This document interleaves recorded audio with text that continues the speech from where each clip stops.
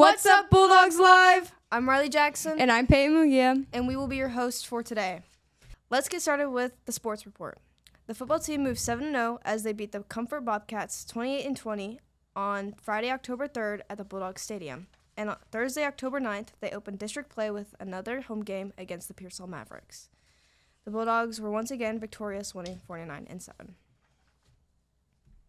The volleyball team lost to Canyon Lake 3-0 at home on September 30th. They then traveled to Wimberley to face the Texans, who are ranked third in the state, on October 3rd and ended up losing 3-0. On Tuesday, October 7th, they closed out their first half of district play with a loss to Long Creek 3-1. On Friday, October 10th, they traveled to play state-ranked Davenport and ended up losing 3-0. And this past Tuesday, October 14th, they hosted Fredericksburg and lost 3-0 in really close sets. Their record now stands at 13-27 overall. The cross country hosted district meet at the Bandera City Park on October 9th. The girls finished 4th as a team, and the boys finished 5th. Top runners for the girls were Tatum Moeller with a time of 12:25 and Lori King with a time of 12:51. And for the boys, it was Zach Gooden with a time of 17:07 and Luciano Martinez with a time of 18:33. Zach finished 3rd overall and qualified to go to the regional meet in Corpus Christi. Here with us now is Zach Gooden. Hi, this is Doc Martinez, and I'm here with Zach Gooden. Zach, you recently just came back from Corpus Christi to a trip for regional cross country, yeah? Yep. All right, so it's pretty exciting. So kind of tell us about that whole experience and kind of what you felt and what it was like being there. The experience, it was pretty average race for me. It was nice again to talk to some of those other people, from other parts of the state. It was nice again to actually race against them. It didn't feel very much different from any of the other races I've done this season. Yeah. Now, you were there by yourself, right? Because we didn't qualify as a team, so you qualified as an individual. Right. I mean, how did that make you feel, kind of just knowing that you accomplished that? I mean, I was a little disappointed that the team didn't make it. Yeah, naturally. Other than that, I was pretty excited for the race. That's cool. So the race is run, where do they run that race at? They run that race in Corpus Christi at the A&M campus. Yeah, Texas A&M Corpus Christi, right? And so what's the hardest part? You ran there before, yes? Yes, I've ran there 3 times now. Yeah, 3 times. All right, let's go. What do you think is the hardest part of that course? Because didn't they changed it up last year, didn't they? Yeah, they added a pretty nasty hill in the middle of it. Yeah, so would you say that's the hardest part? No, honestly, the hardest part about the entire race is the lack of shade. Oh, yeah. Lack of shade, all that heat. Yeah, it is very humid down there, that's for sure. Did you get to go jump in the ocean? No, none of this time. We'll have to tell Coach Keene next time. Yeah. Hey, all right. So one last question. What would you say, just thinking about the whole experience, everything involved with it, from the time you left here at Bandera High School to the time you came back to Bandera High School, what was your most memorable experience for the whole trip?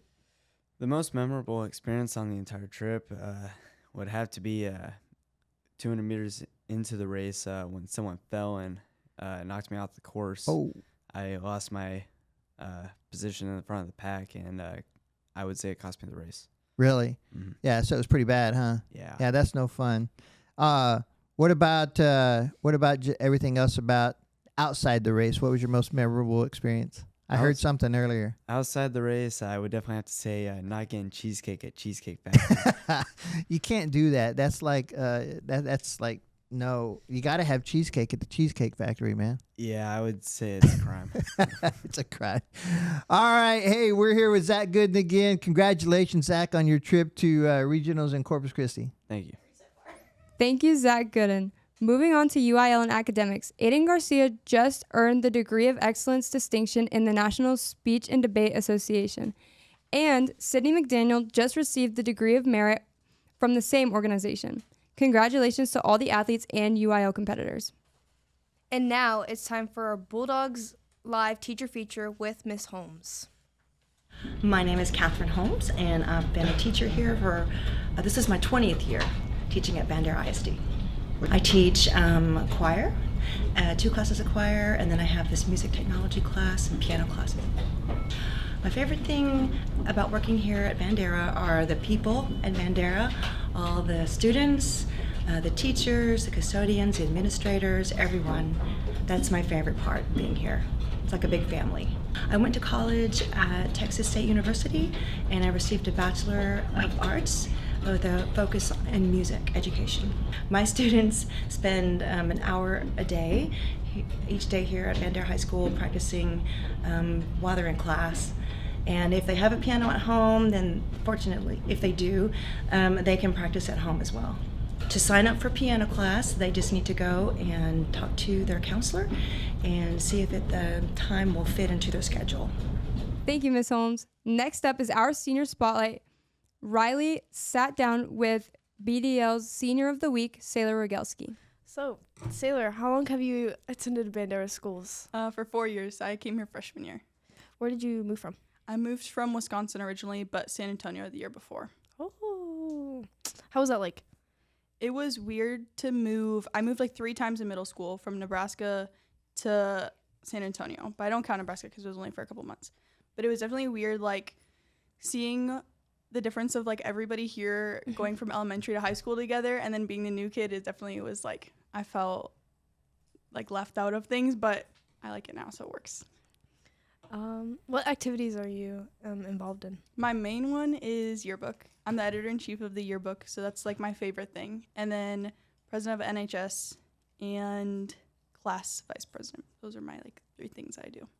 For yearbook, can you like go into depth about like all the things that you do? Because it's a lot. Basically, this year, I'm just the boss of everyone, so I just get to tell people what to do. Mostly, it's like checking pages, making sure everybody's staying on task. The hardest part of it is like getting everybody to agree on like a design of it, because we have to like take all the students into account, and then also teachers, and everybody's opinionated. But that's like the hardest thing is like delegating, making sure everybody's on the same page. What about being the president of NHS? It's really impressive. That one is my favorite. I have so much fun with it. All I have to do basically is like make the schedule of the agenda, all of like our volunteer hours, and then lead the meetings. So that one's like super chill, and I love my team, so it works good. And then your class vice president. So I hear about them, but like, what do y'all do? Do y'all do anything? Or? The main things was last year we planned prom, so we had to pick all the themes and then get that planned. And then I'm blanking because we barely have to do that much. And then this year we have to do graduation, so we have to plan graduation. Oh. We were in charge of like not picking the song, but like orchestrating everybody getting together on that. And then we do a bunch of random fundraisers. But that one's pretty chill. That sounds fun. Have you had any major accomplishments, and what are they? I think the thing I'm proudest of the most would just be my yearbook stuff. I originally joined because I wanted to be in journalism, but we didn't have a journalism class then. And so then I went on as copy editor, and then I just kept going up. But that was like my biggest accomplishment for sure. And then I think my grades have been important to me. Maintaining my A's is definitely something that like I put emphasis on. Have you had all A's like all 4 years of high school? Good for Except you. technically, in my dual credit English last year was a little bit of a problem. It was like technically a B, I think, but then on transcripts it like adds 10 points, so I counted as an A because it was, we won't talk about that B. What's your plans after graduation? As of right now, undecided. I'm thinking of possibly going to UTSA and getting a major in social work, but I'm not 100%. That's definitely been like a big stress this year, is that I'm not sure what I want to do. Well, that's all I have. Thank you for joining us for Senior Spotlight this week. Thank you, Sailor. Lastly, we caught up with Miss Carruthers and the BDL Club of the Week, Ready, Set, Teach. My name is Julie Carruthers, and I teach. I'm a CT teacher, and I teach in the education and training pathway. It starts with principles of human services, progresses to human growth and development, and it then ends in instructional practices with the practicum. This is my 3rd year to teach at Bandera High School. My favorite thing is kind of a combination of 3 things, if you will. I love what I teach, and I get to do that every day. And also, I have the best students, and our administration is super supportive and effective, and I love that. And all 3 things make me love my job. So I graduated from Baylor University, and my major is a Bachelor's of Science in Family and Consumer Sciences. So TAFE is Texas Association of Future Educators, and I am the teacher leader for that. TAFE is a student-led organization. It is our CTSO that goes along with the education and training pathway. It is designed for students that are interested in the career of teaching, and we do lots of things throughout the school. You have the option to compete in various events that have to do with education. TAFE members are able to, if they choose to do so, to compete in various events such as children's literature, where they write a children's book. They can also compete in interactive bulletin board, teacher-created materials, and some other examples would be exploring careers in education, where they can shadow adults in the teaching profession, and also lesson planning.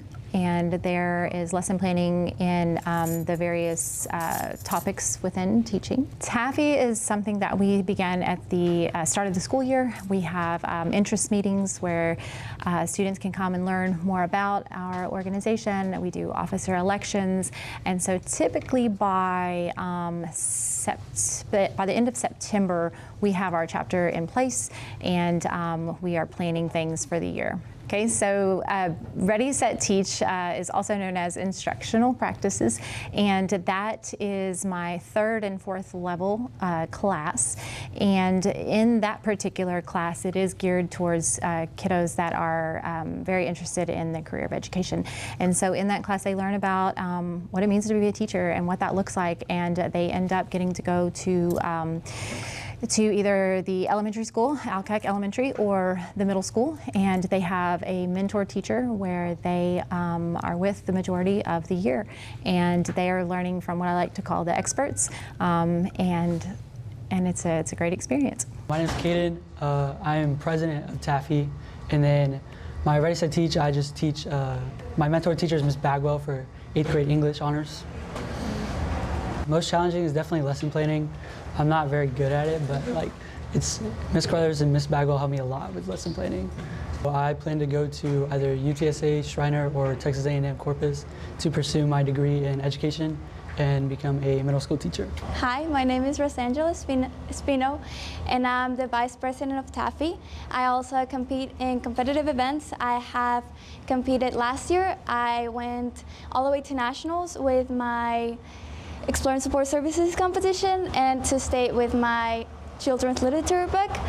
And so this year I'm again competing in other events. And my role in Ready, Set, Teach, I go to Mrs. Horian classroom every day, almost every day, and I just help her I'm like a student teacher. What I found most challenging on being Ready, Set, Teach, I will say probably knowing all of the students' names. My future plans after high school, I plan to be a special education teacher. I plan on majoring on special education. I don't know yet where, but that is a plan. In order to take my Ready, Set, Teach class, or the instructional practices class, you would need to be on my pathway. Those classes do have prerequisites, and so you could either start as a freshman or a sophomore and still have time to make it to instructional practices as a junior or senior. Well, that's going to do it for our show. Don't forget to smash that like and subscribe button, and don't forget to turn on all post notifications so you never miss another video. This is Riley Jackson. And this is Peyton Mugia. We are one.